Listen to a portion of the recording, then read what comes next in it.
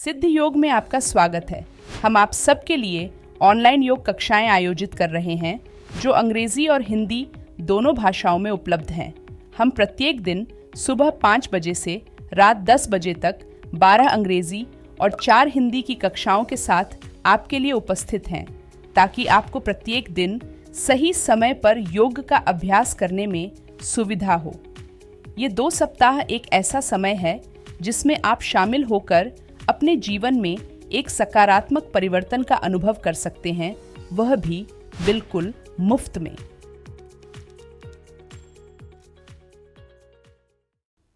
दोस्तों, क्या आप अपनी बैक की फ्लेक्सिबिलिटी और अपनी बैक की स्ट्रेंथ को बढ़ाना चाहते हैं?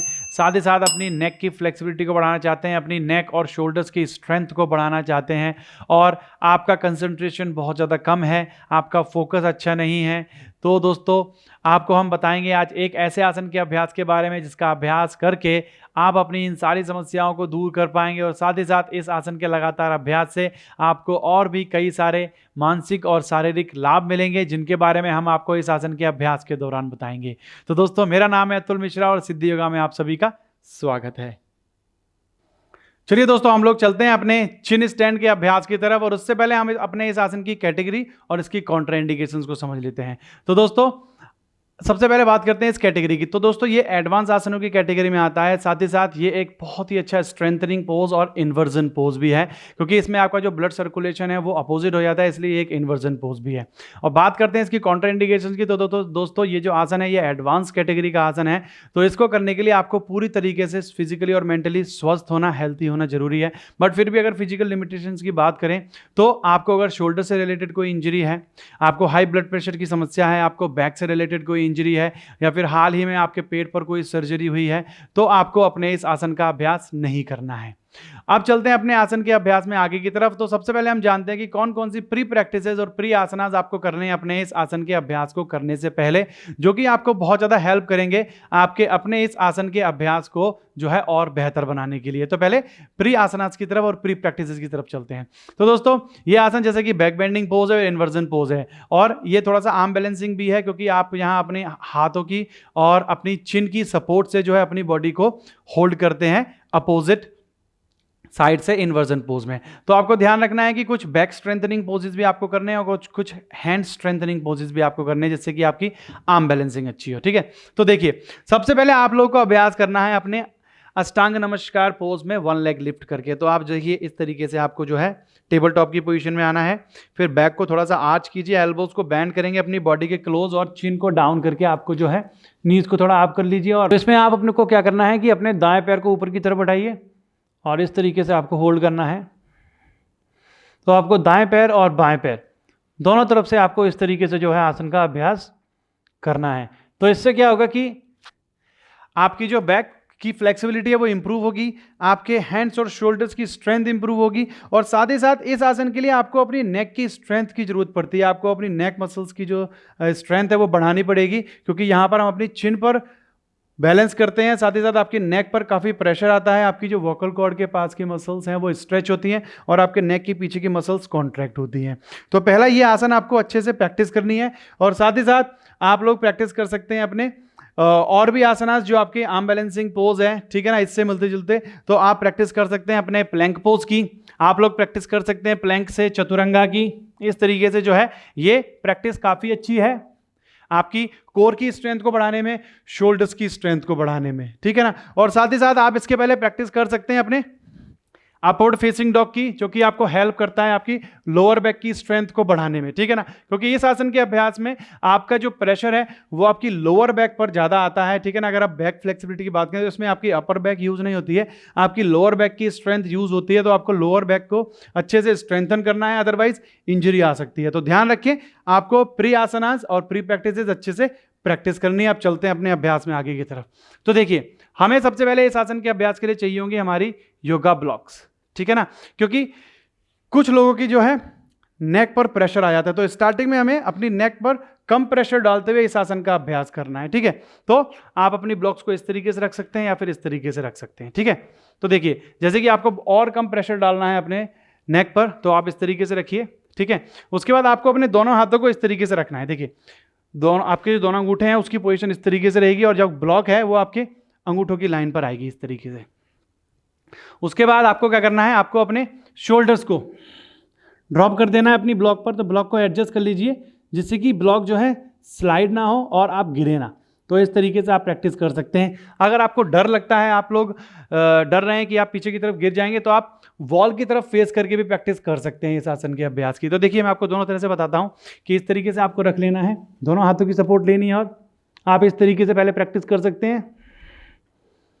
फिर अगर पॉसिबल है तो पुश करेंगे इस तरीके से, धीरे धीरे बैलेंस बनाएंगे और दोनों पैरों को ऊपर उठाकर।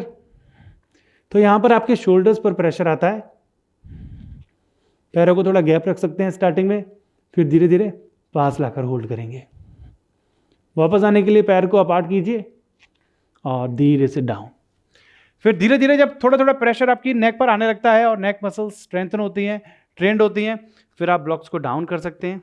ठीक है, अगर कोई लिफ्ट नहीं कर पा रहा है, आपके ट्राइसेप्स की स्ट्रेंथ बहुत ज़्यादा कम है, तो आप अपनी योगा बेल्ट का भी यूज़ कर सकते हैं। देखिए आपकी जो योगा बेल्ट है आपको उसको यूज़ करना है, तो आप अपनी योगा बेल्ट को यूज़ करेंगे। देखिए थोड़ा सा गैप बना लेना है बेल्ट में और आपको अपने शोल्डर लेवल तक रखना है। तो दोनों हाथों को अंदर डालिए, इस तरीके से आपको रखना है, बहुत ज़्यादा पास नहीं लेके आना है। ठीक है, तो यहाँ जो है आपको जो है बेल्ट से सपोर्ट मिलेगी, थोड़ा ईजी हो जाएगा होल्डिंग करना। तो आपको इस तरीके से रखना है ब्लॉक्स को, या फिर इस तरीके से भी प्रैक्टिस कर सकते हैं। डाउन कीजिए और हाथों को रखिए, ब्लॉक्स को थोड़ा पास लेके आइए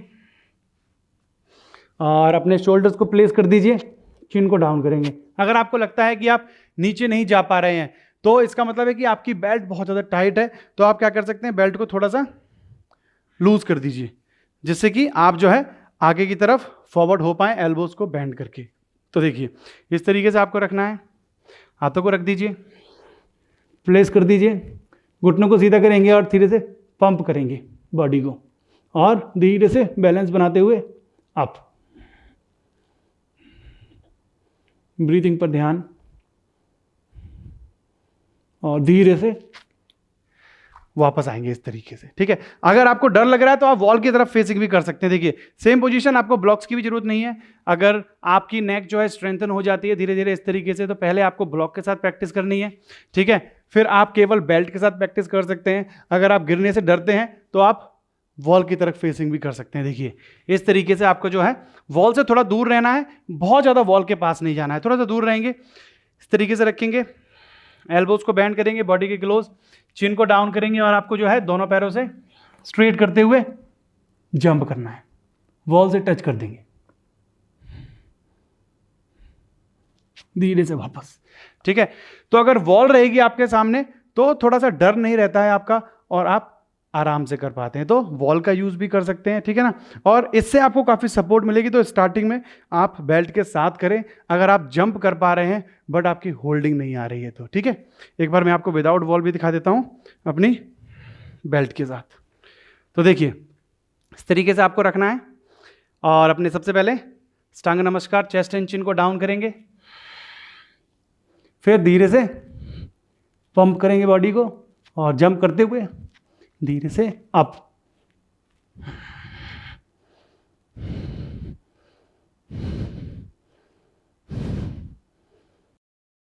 धीरे से वापस। तो यहां पर आपको अपनी चेस्ट को टच नहीं करना है, केवल अपनी चिन को टच करना है, क्योंकि चिन स्टैंड है तो चिन पर बैलेंस करना है। ठीक है, और कोर की और शोल्डर्स की स्ट्रेंथ काम करेगी। तो इस तरीके से जो है आप इस आसन के अभ्यास को शुरू करेंगे जैसे कि आपको बताया गया है स्टेप बाय स्टेप। और अगर बेनिफिट्स की बात करें तो एडवांस आसन के जो है काफ़ी सारे बेनिफिट्स होते हैं। आपकी ओवरऑल बॉडी की स्ट्रेंथ बढ़ाता है, साथ ही साथ ये एक इन्वर्जन पोज है तो आपके कंसंट्रेशन को बढ़ाएगा, आपके फोकस को इम्प्रूव करेगा। ठीक है ना, आपके ब्लड प्रेशर को अच्छा बनाता है और जो ब्लड फ्लो है वो आपके हेड की तरफ और फेस की तरफ इम्प्रूव होता है, जिससे कि आपके फेस पर ग्लो बढ़ता है, आपके जो नर्वस सिस्टम है उसकी फंक्शनिंग इम्प्रूव होती है। और बाकी अगर आप प्रतिदिन अभ्यास करेंगे तो आपको और भी कई सारे लाभ मिलेंगे इसके अभ्यास से। तो दोस्तों मैं आशा करता हूं कि इस सारी जानकारी के साथ आप अच्छे से अभ्यास करेंगे अपने चिन स्टैंड का, और आप करिए अभ्यास। हम जल्दी मिलते हैं आपसे एक और नए आसन के साथ, तब तक के लिए नमस्कार।